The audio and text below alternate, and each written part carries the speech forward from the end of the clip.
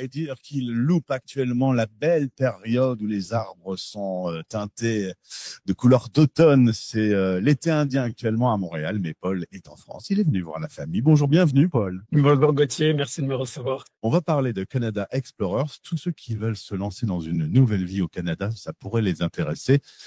Mais avant d'y arriver, si tu veux bien, on va revenir sur ton parcours. Tu es originaire de Narbonne. Tu fais tes études à Montpellier et tu me disais, c'était bien les études, ça a été le prétexte de faire plein de voyages.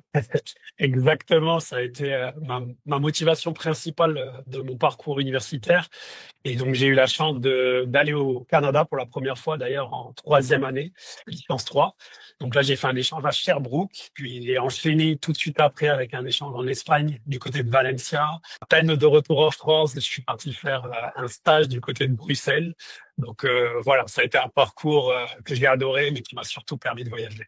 Est-ce que tu sais pourquoi tu avais cette appétence pour les voyages internationaux, découverte de nouvelles cultures, ces décors magnifiques du monde? Moi, je pense que c'est assez simple. J'ai un papa qui a beaucoup voyagé. Et j'ai été bercé, je pense, toute mon enfance par ses histoires de voyage, de ses aventures. Et donc, j'avais ça au fond du cœur. J'ai perdu mon père quand j'étais jeune et je pense que ce qui m'a laissé, c'était cette envie justement d'aller découvrir le monde. Et donc, j'ai pas arrêté depuis. J'ai repris le flambeau. Alors, tu vas rentrer en France et bosser dans le domaine de l'agroalimentaire, dans des grosses boîtes. Tu es basé sur Paris. Et puis là, ta copine va un jour te pousser à tout plaquer. Vous allez essayer de réaliser un rêve tous les deux en aménageant un van. Alors ça, je pense que c'est le fantasme de beaucoup d'auditeurs, c'est de dire, bon, bah voilà, je me prépare une nouvelle vie de liberté. Tu voulais t'inventer un métier avec un travail nomade et tu l'as fait. C'est ça. Ben, arrivé au Canada, après avoir été poussé par Milia, ma copine, on est rentré dans une vie active, mais avec ce projet-là. Donc, on a racheté un van complètement vide. J'avais jamais tenu une perceuse de ma vie. Direction YouTube, j'ai appris à poser du lambris, isoler le van, construire un lit.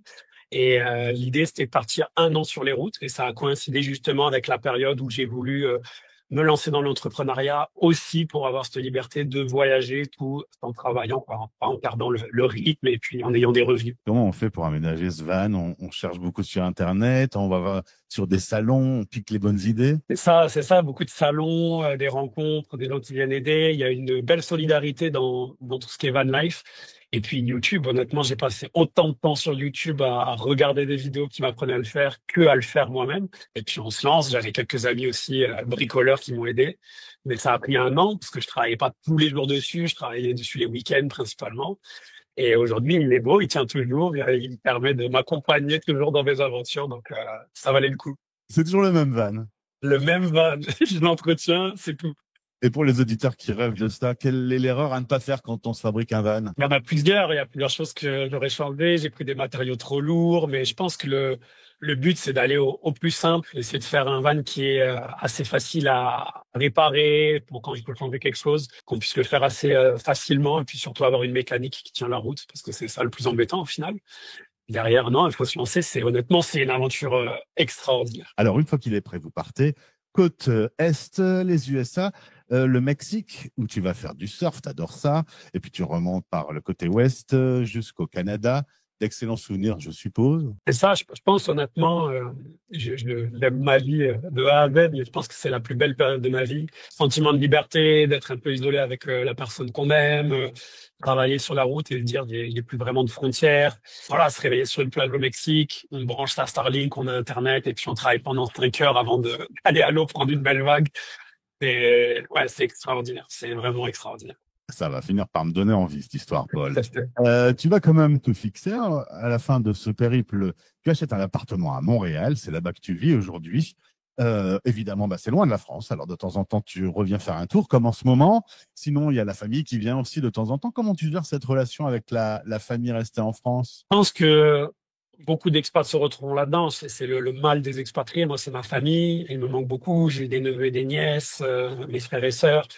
Donc, c'est le plus dur. On met vraiment en contact. Les réseaux, WhatsApp permet d'être en contact tous les jours avec eux. Je rentre une fois par an. Puis pour moi, c'est pas négociable. C'est vraiment, je fais mes vacances en famille avec eux. Donc, c'est comme ça qu'on gère. J'essaye d'avoir mes nièces qui sont venues faire des stages aussi. Il y en a une qui vient vivre à Montréal d'ailleurs bientôt. Donc, je les rapatrie petit à petit. Mais l'idée, voilà, c'est de garder ce lien-là. Et puis, je rentre. Quand je rentre, pour le coup, je rentre vraiment plusieurs semaines pour profiter avec eux et recharger les batteries. Et quelle est la première chose que tu fais lorsque tu poses le pied en France? Première chose, je vais chez ma maman et elle me prépare ses rognons sauce au vin. Ça, c'est indéboulonnable. C'est ce que j'attends le plus toute l'année. En 6 saisons avec la radio des Français dans le monde, qu'est-ce que j'ai parlé de gastronomie française, t'as pas idée. J'imagine. Bon, maintenant, on va arrêter, on va laisser les rognons de côté pour parler boulot. Tu as cette envie d'accompagner des francophones qui ont ce désir d'expatriation au Canada. C'est ainsi que va naître Canada Explorers. On salue au passage Bastien Planchat, ton associé. Vous avez créé ça juste avant le Covid, il y a 5 ans. Bon, mauvaise pioche, hein, parce qu'une fois que le Covid s'est déclenché, il n'y avait plus beaucoup de voyages. C'est ça. On a un peu paniqué parce qu'on s'est dit pourvu que ça dure pas trop longtemps. Mais bizarrement, ça a coïncidé aussi avec une bonne période pour nous parce que on avait fait un pari qui, je sais pas, est le bon, mais nous, à l'époque, on avait laissé nos emplois et on avait pris une année pour construire le premier accompagnement, la première structure, le site internet, l'espacement. Donc, on savait qu'on n'avait pas forcément de revenus sur cette première année-là. On s'était préparé à ça. Donc, ça a bien coïncidé au final et puis les frontières ont rouvert doucement quand, justement, on était prêt à commercialiser.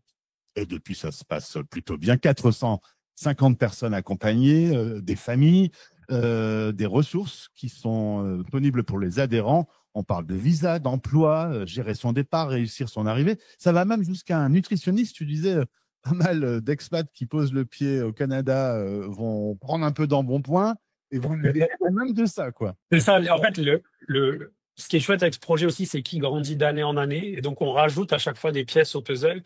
Donc, forcément, on a commencé avec un avocat en immigration. C'était la pierre angulaire du projet, des recruteurs qui sont arrivés très vite, des coachs carrière. Et puis, en fait, de plus en plus, on a ajouté des gens qui interviennent en fait dans un projet d'un expatrié. Donc, on a aujourd'hui des comptables, des coachs pour les familles, on a une fiscaliste et puis voilà, aujourd'hui on a même une nutritionniste parce que forcément, on a tous pris quelques kilos à notre arrivée au Canada et elle est là un peu pour guider les gens à travers justement leurs premiers pas, notamment dans les rayons des supermarchés. Donc, un bisou à Anaïs, à Rebecca qui est notre notre nutritionniste. Et pourquoi on prend des kilos? C'est les acides gras saturés dans des produits industriels qui font ça? Et ça, il y a beaucoup plus de sucre. L'alimentation est quand même moins bonne. On n'est pas comme aux États-Unis, mais il y a quand même plus de sucre, plus de conservateurs. On se laisse plus facilement aller aussi, je pense, en tant qu'expatrié. On a un peu le mal du pays au début. On se fait des repas rapides. Et donc, en fait, ça peut aller assez vite. Mais on peut manger très, très bien aussi au Canada. Il faut connaître les bonnes adresses, il faut connaître les bons produits. Et donc, voilà, c'est là qu'Anaïs vient donner un petit coup de pouce pour tous ces gens. Alors, j'ai commencé ce podcast en disant, et si c'était le début de votre nouvelle vie, je vous invite donc à découvrir Canada Explorers. Au passage, je vous rappelle qu'on a plus de 2000 podcasts sur la mobilité internationale qui sont disponibles sur françaisdanslemonde.fr et sur notre chaîne YouTube. Et si vous aimez, likez et suivez-nous. Canada Explorer, c'est donc un accompagnement, tu le disais, en 8 étapes. Ce sont aussi des webinaires, il y en a à peu près 2 par mois. Et puis un grand rendez-vous qui vient d'avoir lieu en France et qui a lieu chaque année. Ça s'appelle Cap sur le Canada. L'idée, c'est aussi de t'entendre se voir dans la vraie vie. C'est ça, je pense que avec Bastien, on est tout d'abord amoureux de ces histoires d'expatriés, de ces aventures, de ces gens qui se déracinent pour tenter une nouvelle vie. Et on s'est aussi rendu compte qu'au fil des années, on était déconnecté un peu de ces gens parce qu'on est tout en visuel, on est tout le temps derrière des ordinateurs. On est parfois à l'autre bout du monde sur des gros décalages horaires et on s'est dit, bah, allons à la rencontre de ces gens-là. Nos partenaires ont tout de suite répondu présent. Ils ont même été moteurs de ce projet-là. Donc, on n'a pas monté ce projet seul. Et l'idée, c'était vraiment de reconnecter, les rencontrer, échanger autour d'un verre, dans la bonne humeur, comme si on allait avec des potes dans un bar et qu'on se raconte un peu nos projets et nos rêves de voyage. Et c'est ce qui se passe. En fait, la bande de potes, elle a été très grosse. On est allé du côté de Toulouse, Lyon, Bruxelles et Paris cette année. Et à chaque fois, c'est plus de 50, 60 personnes qui arrivent et qui parlent de leur projet et qui se mettent à parler entre eux, qui parlent avec nos partenaires, avec nous. C'est vraiment des moments qui sont précieux pour nous aussi, même humainement parlant, et aussi businessment parlant. Alors, Paul, toi qui rêvais de voyage, aujourd'hui, de mettre sur le chemin de l'expatriation pour une nouvelle vie plus de 450 personnes, ça doit être hyper grisant parce que ces personnes que tu rencontres vont débuter une nouvelle vie, tu vas les suivre, tu vas les aider. Ça doit bien te plaire, cette histoire. C'est ça, c'est ça. Puis c'est touchant. Là, on a eu aussi des adhérents qui sont déjà dans l'aventure, qui sont venus nous voir à chacune de ces dates et puis ils viennent, ils nous remercient et puis ils sont vraiment dans la famille Canada Explorer. Et donc, ouais, c'est grisant et c'est hyper touchant et de se rendre compte qu'on aide vraiment des gens. Et aussi, professionnellement parlant, on se dit on a fait des choix qui sont chouettes, quoi, parce qu'aujourd'hui, on impacte positivement la vie des gens. Je dis pas que c'est des projets faciles. Il y en a qui ont du mal, il y en a qui est plus long, il y en a qui est complexe, mais de manière générale, ils avancent bien, ils arrivent jusqu'au Canada, ils arrivent aussi dans des bonnes conditions.